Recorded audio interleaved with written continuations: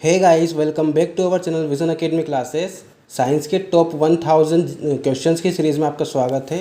हमारे total 3 lecture हो चुके हैं आपके, जिसमें हर एक लेक्चर में आपको 20 क्वेश्चन देखने को मिले हैं। ये आपका चौथा लेक्चर रहेगा, इसमें भी आपको 20 क्वेश्चन देखने को मिलेंगे। तो क्वेश्चन नंबर 61 दिया हुआ है आपको, बर्फ़ के टुकड़ों को आपस में दबाने पर टुकड़े आपस में चिपक जाते हैं, इसका क्या कारण है। तो बर्फ़ के टुकड़ों को जब आप आपस में दबाएंगे तो क्या होगा, बर्फ़ के टुकड़ों के बीच में दाब अधिक हो जाएगा, इससे बर्फ़ का गलनांक घट जाएगा। तो इस वजह से आपके बर्फ़ के जो टुकड़े होते हैं वो आपस में चिपक जाते हैं। क्या कारण है, अगर टुकड़ों को दबाएंगे हम तो उनका दाब अधिक हो जाएगा उनके बीच का, और गलनांक कम हो जाएगा। इस वजह से आपके टुकड़े आपस में चिपक जाते हैं। ठीक है, क्वेश्चन नंबर 62 दिया हुआ है, मोटर कार में शीतलन तंत्र किस सिद्धांत पर कार्य करता है। तो केवल संवहन पर कार्य करता है आपका। ठीक है, मोटर कार में जो शीतलन तंत्र होता है ये केवल संवहन सिद्धांत पर कार्य करता है। क्वेश्चन नंबर 63 दिया हुआ है आपको, जीवित प्राणियों के शरीर में होने वाली निम्नलिखित में से कौन सी एक प्रक्रिया पाचक प्रक्रिया है। तो प्रोटीन का एमिनो अम्ल में विघटन जो है आपका, ये पाचक अभिक्रिया के अंदर आती है। ठीक है, प्रोटीन का एमिनो अम्ल में टूटना आपका पाचन अभिक्रिया के अंदर आता है। ठीक है, मानव शरीर के अंदर बहुत सी अभिक्रियाएं होती है खाने को पचाने के लिए, तो एक प्रक्रिया ये भी है इसमें, प्रोटीन का अमीनो अम्ल में विघटन।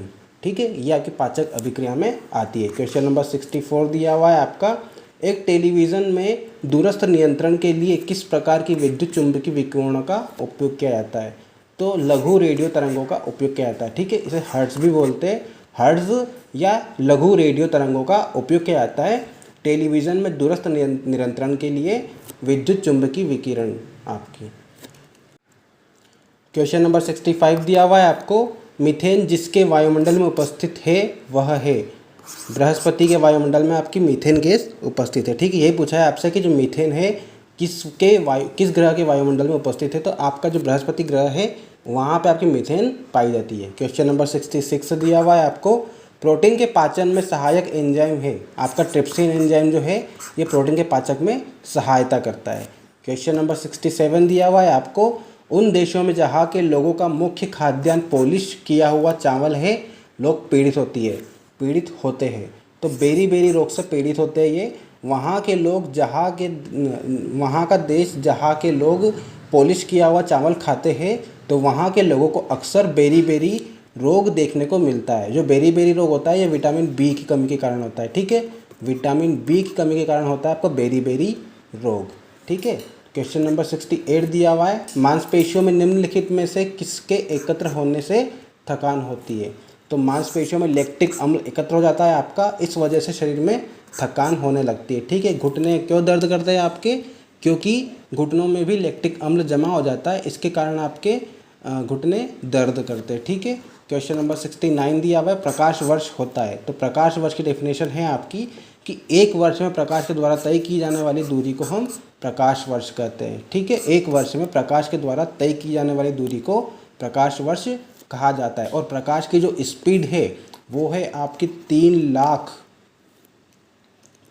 लाख किलोमीटर पर सेकेंड। ठीक है, 3 लाख किलोमीटर पर सेकेंड ये आपकी प्रकाश की स्पीड है। ठीक है, और एक साल में प्रकाश के द्वारा तय की गई दूरी को हम प्रकाश वर्ष कहते हैं। ये आपका दूरी का मात्रक है, खगोलीय दूरी को नापने में प्रकाश वर्ष का उपयोग किया जाता है। ठीक है, क्वेश्चन नंबर 70 दिया हुआ है आपको, समुद्र की गहराई नापने के लिए कौन से उपकरण का उपयोग किया जाता है। तो फेदोमीटर का उपयोग आपका समुद्र की गहराई नापने के लिए किया जाता है। क्वेश्चन नंबर 71 दिया हुआ है आपको, कंप्यूटर की आईसी चिप किस पदार्थ की बनी होती है। तो सिलिकॉन की बनी होती है ये। ठीक है, कंप्यूटर की जो आईसी चिप होती है, इंटीग्रेटेड सर्किट, ये आपका सिलिकॉन का बना होता है। क्वेश्चन नंबर 72 दिया हुआ है, वह काल्पनिक रेखा जो फोकस एवं पोल से गुजरते हुए गोलाकार दर्पण पर पड़ती है वह क्या कहलाती है, मुख्य अक्ष होती है आपकी। ठीक है, एक काल्पनिक रेखा जो फोकस और पोल से गुजरते हुए गोलाकार दर्पण पर पड़ती है वह आपकी मुख्य अक्ष कहलाती है। ठीक है, ये आपका दर्पण मान लो, ये मुख्य अक्ष है, ये आपका फोकस है, इससे गुजरती हुई रेखा आपकी मुख्य अक्ष कहलाती है। ठीक है, क्वेश्चन नंबर 73 दिया हुआ है आपका, अगर किसी वस्तु का फोकस अवतल दर्पण पर पड़ता है तो उसकी छाया कैसी बनती है।